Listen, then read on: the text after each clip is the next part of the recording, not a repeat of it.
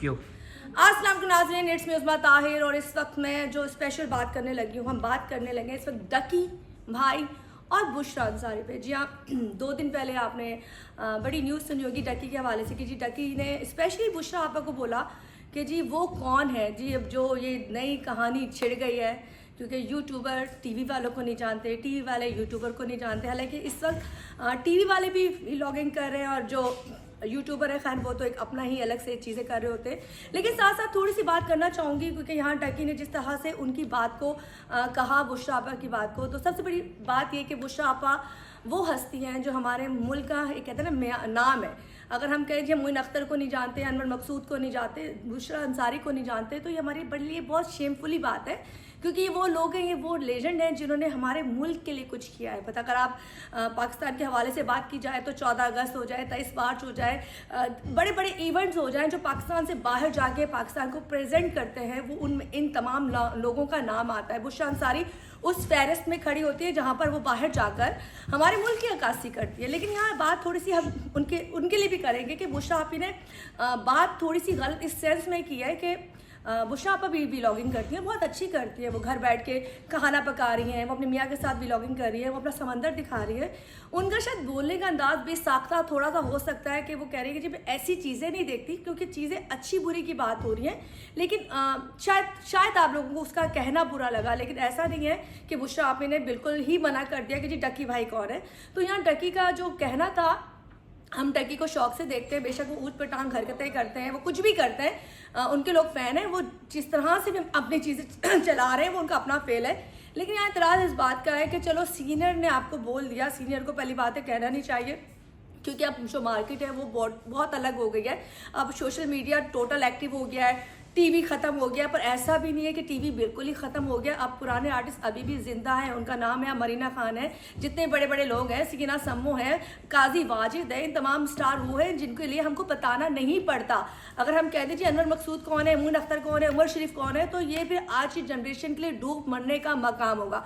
खैर यहाँ पे हमें से भी बात ये करनी है कि जी डकी भाई और बुशरा अंसारी के बीच में जो इस वॉल दोबारा से जंग छिड़ गई है कि जी वो कौन, तू कौन, तू कौन, तो भाई दोनों एक दूसरे को जानते हैं। लेकिन डकी मैं आपसे काइंडली हम भी आपके फ़ैन हैं, इस नाते कहूँगी कि आपको थोड़ा सोचना चाहिए था। चलो उनसे बेसाख्ता बोल दिया गया, लेकिन आपको अपने बड़ेपन का, अपने ज़र्फ़ का मुज़ाहरा करना चाहिए था। आप बहुत बड़े यूट्यूबर हैं, आप करोड़ों कमाते हैं, लाखों नहीं कमाते।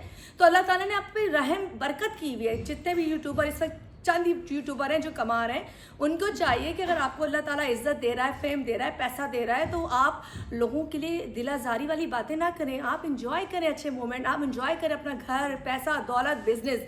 तो यहाँ पे बुशरा अंसारी के लिए भी कहूँगी, काइंडली जितने भी हमारे टीवी के आर्टिस्ट हैं उनको चाहिए कि वो कोई ऐसी बात ना करें जिसकी वजह से ये यूट्यूबर, क्योंकि मैं भी व्लॉगिंग करती हूँ, बहुत से लोग और भी करते होंगे, और आपस में क्लैश बहुत बुरा लगता है।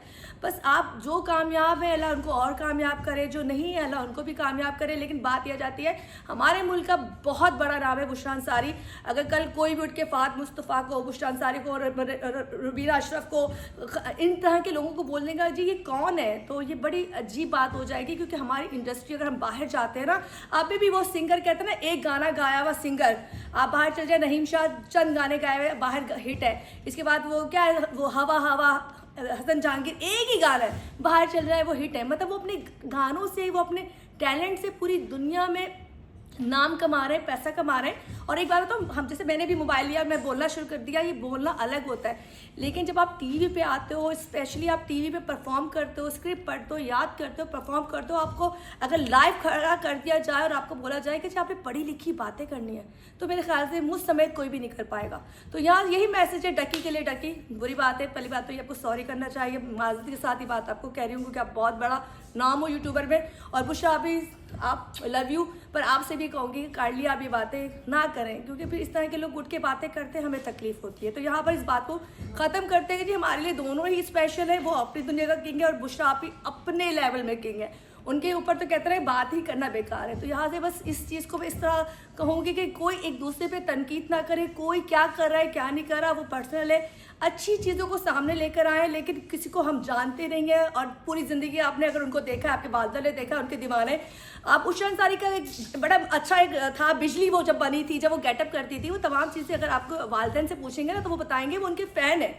तो काइंडली रिक्वेस्ट है आपसे, आप तमाम व्लॉगर से, ऐसे लोगों से जो इस वक्त डकी की समेत, रजब समेत, स्टॉलिक जी समेत, याजबा सफदर समेत जितने भी लोग हैं ना, रिस्पेक्ट करें। देखिए ये आर्टिस्ट बेशक आप कहते हैं टीवी मिट जाएगा, टीवी मिट भी जाएगा ना तब भी इनकी हिस्ट्री रहेगी। गूगल खोलेंगे ना तो उनको अप्रिशिएट किया जाएगा, इनको अवार्ड्स मिले, इनको नोबल अवार्ड्स मिले।